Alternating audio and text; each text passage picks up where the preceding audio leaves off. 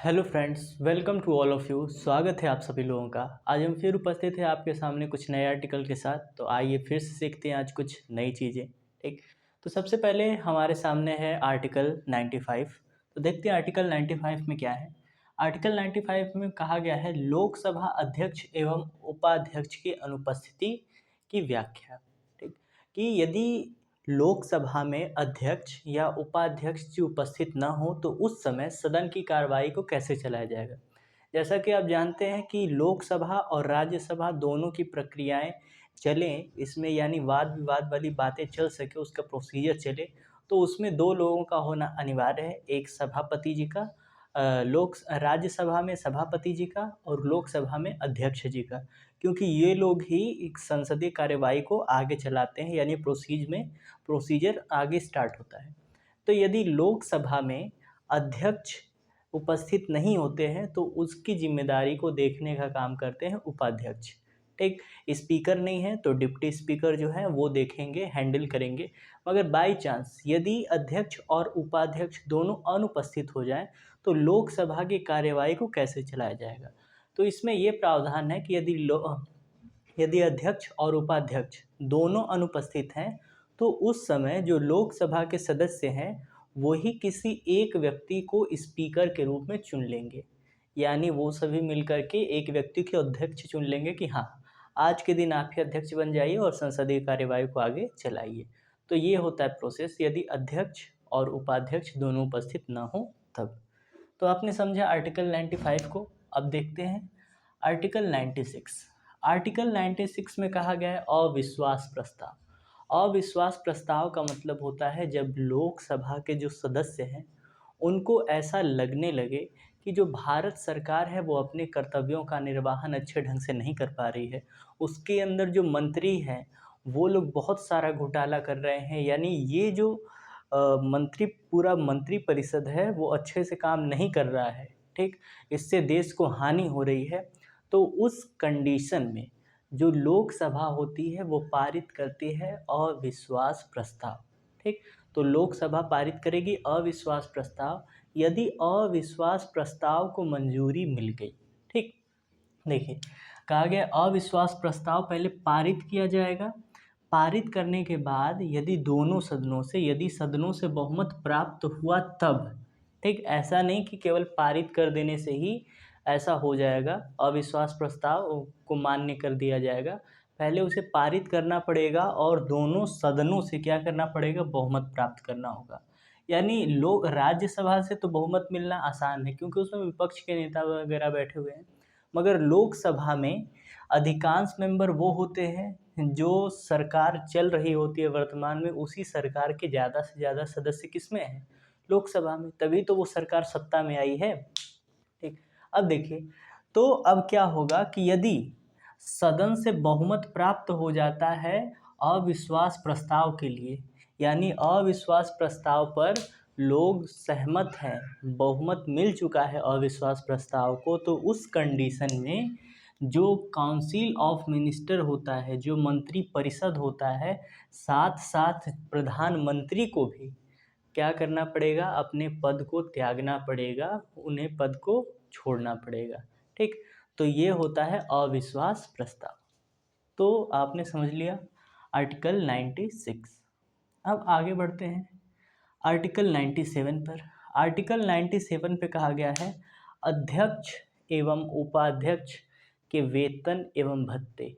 यानी जो अध्यक्ष जी हैं, उपाध्यक्ष जी हैं, जो लोकसभा को मैनेज करते हैं, एक संसदीय कार्यवाही को चलाते हैं, उनके वेतन कितने होंगे, उनको भत्ते कितने दिए जाएंगे।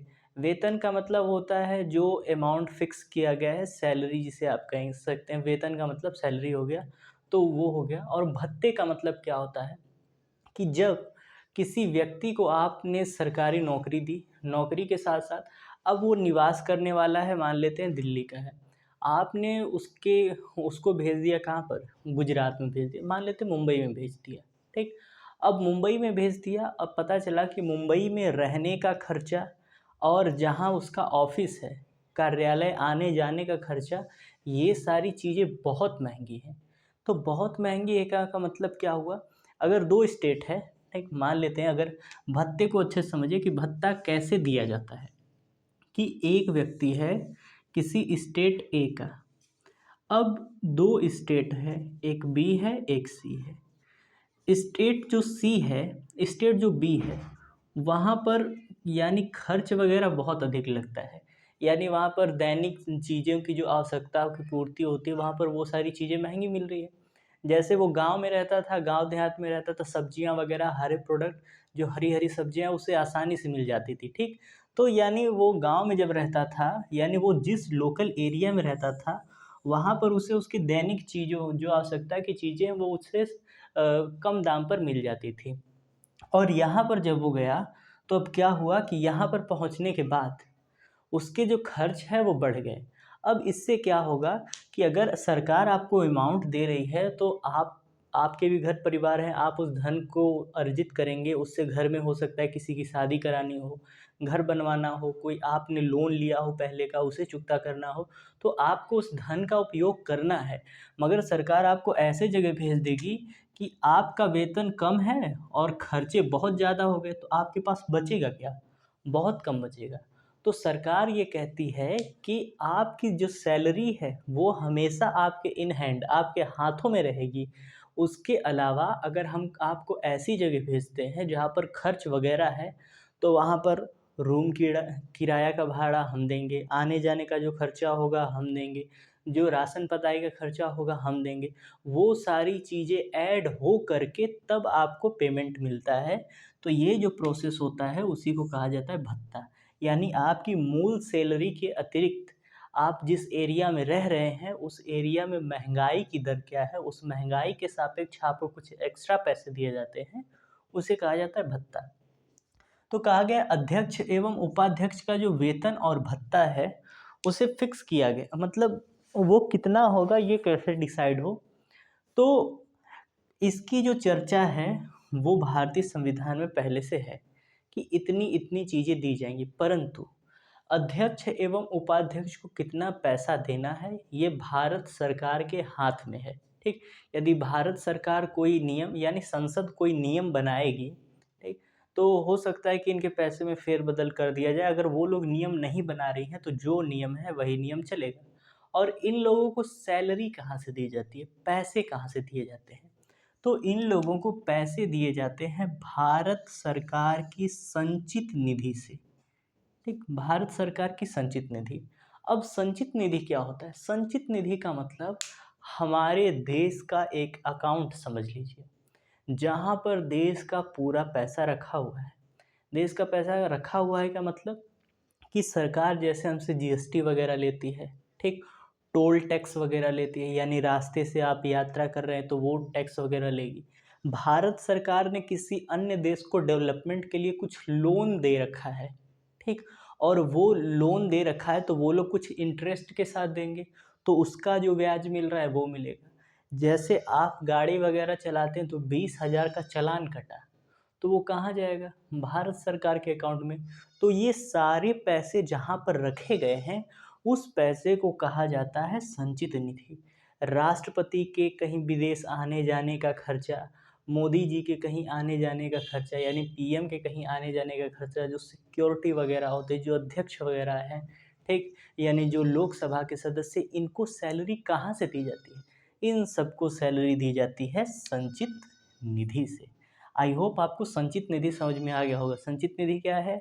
भारत सरकार का एक अकाउंट है जिसमें वो सभी अपने धन को रखती है। अपने धन का मतलब जितने भी पैसे वो कमाती है, कमाने का मतलब वो टैक्स ले रही है तो हमसे जो टैक्स उसको मिलता है वो वहाँ पर रखेगी इकट्ठा करके।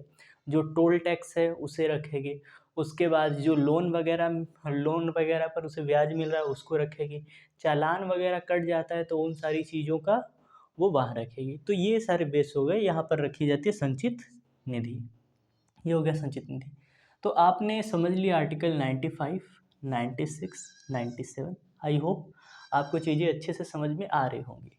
अब आगे बढ़ते हैं आर्टिकल 98 पर। 98 में कहा गया है संसदीय सचिवालय। संसदीय सचिवालय कि हर जो संसद है, संसद के जो सदन हैं, दोनों सदनों के पास एक सचिवालय होगा। सचिवालय का मतलब होता है कि एक ऑफिस जो संसदीय कार्यवाही जो हो रही है उसका लेखा जोखा यानी उसकी जितने ऑफिशियल काम है वो एक विभाग करेगा। जैसे लोकसभा हो गई, ठीक, और ये लोकसभा और ये राज्यसभा। अब इसके जितने भी ऑफिशियल वर्क हैं, ऑफिशियल वर्क का मतलब लोकसभा ने कोई बिल पास किया, कोई बिल बनाया, तो अब उसको लिखित रूप से लिखने का, ठीक, इस समाचार को एक जगह से दूसरी जगह तक पहुंचाने का, उसे नोटिस के रूप में बदलने का, उसे पॉइंट बाय पॉइंट लिखने का, ये सारे काम देख रेख कौन करेगा? तो वो करता है दोनों सदनों का सचिवालय। इसका सचिवालय ये है, इसका सचिवालय ये है। उस सचिवालय में बहुत सारे मंत्री लगे हुए हैं, ठीक। तो उन मंत्रालयों का काम यही होता है कि जो उन लोगों ने रिपोर्ट बनाई है, रिपोर्ट तैयार करना, रिपोर्ट, और कोई यदि फैसला निकला है तो उस फैसले को अच्छे तरह से लिखित रूप में कैसे व्यापक स्तर पर सबके समक्ष रखना है। कहने का मतलब कोई व्यक्ति कह रहा है कि ये चीज़ें ऐसे ऐसे हैं, ऐसे ऐसे हैं, मगर उसे एक नियमित रूप से बोल कर कहने का ढंग, लोगों को समझाने के लिए कि लोगों को ये नियम कानून आसानी से समझ में आ जाए, तो उसको कैसे रिप्रेजेंट करना है। तो ये जितने भी ऑफिशियल काम होते हैं वो करता है सचिवालय, ठीक। तो लोकसभा और राज्यसभा दोनों के पास एक एक सचिवालय होता है और वो लोग अपना अपना काम करते हैं। तो आपने सचिवालय भी समझ लिया। सचिवालय के बाद अब आते हैं अगले टॉपिक, आर्टिकल 99 पे। आर्टिकल 99 में कहा गया है संसद सदस्यों की शपथ, कि संसद के जो सदस्य हैं वो लोकसभा के सदस्य हो या राज्यसभा के सदस्य हो, जब वो उनकी नियुक्ति होती है तो उन्हें शपथ दिलाई जाती है, ठीक। राष्ट्रपति भी यदि राष्ट्रपति बनते हैं तो उन्हें शपथ दिलाई जाती है। उन्हें शपथ दिलाने का काम चीफ जस्टिस ऑफ इंडिया कराते हैं, ठीक। उसी तरह पीएम हो, सीएम हो, कोई भी हो, ठीक, राजनैतिक पद से अगर जुड़ा हुआ है तो अपने पद को धारण करने से पहले उसे एक शपथ लेनी पड़ती है। अब आगे बढ़ते हैं। तो कहा गया है जो संसदीय सदस्य हैं उनको शपथ, तो राष्ट्रपति उनको शपथ दिलाने का काम करते हैं। शपथ दिलाने का मतलब कि उनके समक्ष जा कर के जो लोग संसद में नियुक्त हुए हैं, यानी लोकसभा के सदस्य बने हैं या राज्यसभा के सदस्य बने हैं, वो जाएंगे राष्ट्रपति के समक्ष और शपथ ग्रहण करेंगे। या तो राष्ट्रपति के समक्ष शपथ ग्रहण करेंगे, यदि बाई चांस राष्ट्रपति उपस्थित नहीं है तो राष्ट्रपति द्वारा चुने गए कोई व्यक्ति, राष्ट्रपति किसी व्यक्ति को चुन देंगे, मतलब ऐसे व्यक्ति को चुनेंगे जो पहले राष्ट्रपति उपराष्ट्रपति रह चुका हो या सीजीआई रह चुके हैं, ऐसे कोई बड़े व्यक्ति को चुनकर वो बाहर विदेशी दौरे पर चले जाते हैं। तो उनकी उपस्थिति, अगर वो उपस्थित न भी हो तो राष्ट्रपति द्वारा चुने गए व्यक्ति के समक्ष ही ये जो संसद के सदस्य होते हैं वो लोग अपनी शपथ को ग्रहण करते हैं, ठीक। आगे देखते हैं कि वो शपथ कहाँ से ग्रहण करते हैं। तो वो लोग जो शपथ ग्रहण करते हैं उस शपथ को लिखा गया है अनुसूची नंबर 3 में। आपको बताया गया है भारतीय संविधान में क्या है, अनुसूचियां हैं, शेड्यूल्स हैं। तो जो तीसरा शेड्यूल है, जो तीसरी अनुसूची है, उस अनुसूची में उस शपथ के बारे में दिया गया है। तो उसी शपथ को वो लोग क्या करते हैं, दोहराते हैं। तो आई होप आपने आर्टिकल 99 को भी समझ लिया। अब आगे बढ़ते हैं आर्टिकल 100, आवर सेंचुरी, ठीक। आइए, तो कहा गया है संसद के सदनों में मतदान, कि दोनों जो संसद हैं उन संसदों में मतदान की प्रक्रिया कैसे चलती है, यानी वोटिंग देने का काम कैसे होता है। अब उसे समझना है कि एक लोकसभा राज्यसभा दोनों में वोटिंग यानी बहुमत कैसे इकट्ठा किए जाते हैं, कब वो बहुमत मान्य होता है, कब बहुमत मान्य नहीं होता है। तो उसमें दो कंडीशन है। पहली कंडीशन ये है कि लोकसभा हो या राज्यसभा हो, कुल सदस्य संख्या का 10वां भाग उपस्थित होना चाहिए। कि लोकसभा है या राज्यसभा है, उसकी कार्यवाही तभी प्रारंभ होगी जब लोकसभा में या राज्यसभा में कुल जितने मंत्री हैं उन मंत्रियों की संख्या का 1/10वां भाग उपस्थित हो।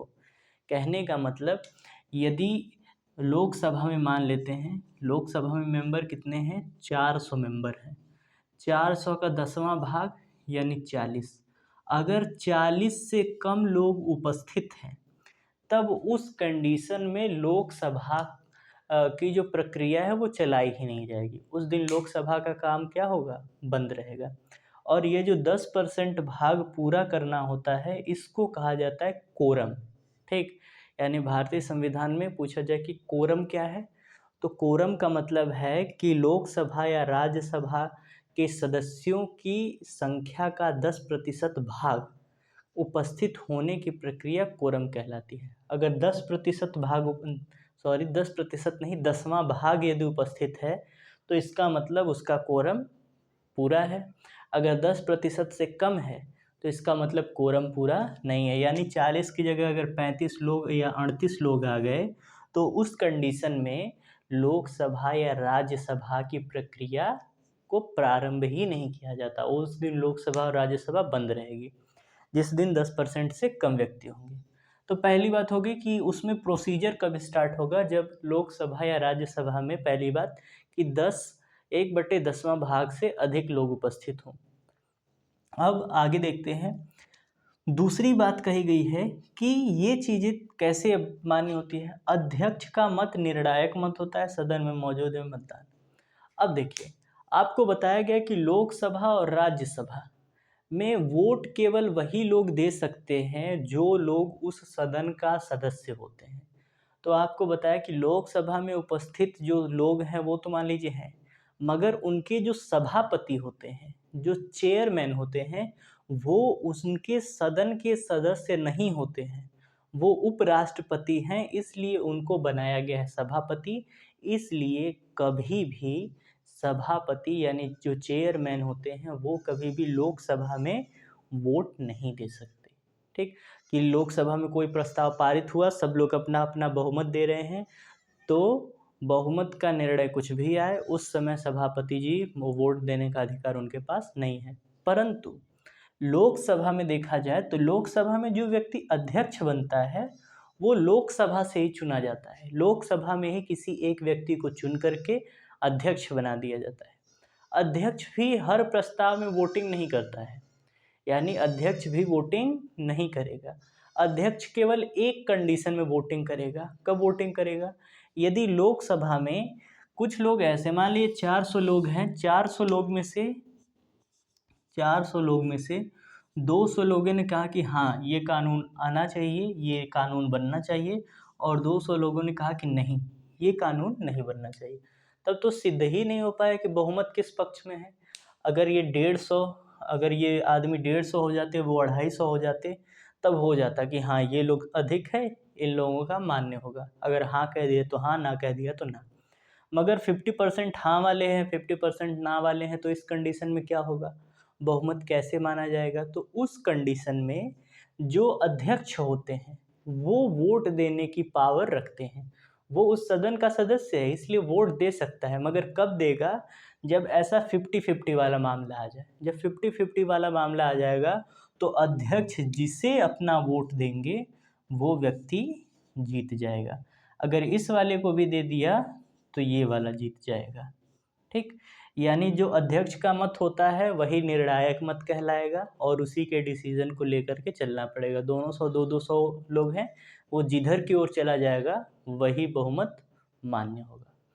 तो आई होप आपने समझ लिया होगा आर्टिकल 100 को। 100 में मतदान की प्रक्रिया यानी लोकसभा या राज्यसभा की कार्यवाही तभी प्रारंभ की जाती है जब लोकसभा या राज्यसभा सदस्यों के 1/10 लोग यानी उसका 10वां भाग उपस्थित हो। दूसरी बात, इसे कोरम कहा जाता है। और दूसरी बात कि लोकसभा में यदि 50-50 वाला मैटर है तो उस समय अध्यक्ष वोट दे सकते हैं, नहीं तो इस तरह नॉर्मल कंडीशन में अध्यक्ष भी वोट नहीं देते हैं। ठीक? याद रखिएगा, अध्यक्ष और सभापति दोनों वोट नहीं देते हैं, मगर सभापति कभी भी वोट नहीं दे सकते, मगर अध्यक्ष एक कंडीशन में वोट दे सकता है, जब मैटर 50-50 पर आकर रुक जाए। तो आई होप आज जितने भी आर्टिकल्स आपको पढ़ाए गए आर्टिकल 95 से 100 तक, आपको सभी आर्टिकल्स अच्छे समझ में आए होंगे। जो आर्टिकल न समझ में आया हो या जो बात न समझ में आई हो उसे आप कमेंट कर सकते हैं। वीडियो अच्छा लगे तो अपने दोस्तों के साथ शेयर कीजिए और ऐसे ही नई नई चीज़ों को सीखने के लिए हमारे साथ जुड़े रहें। तो आज के लिए केवल इतना ही। धन्यवाद।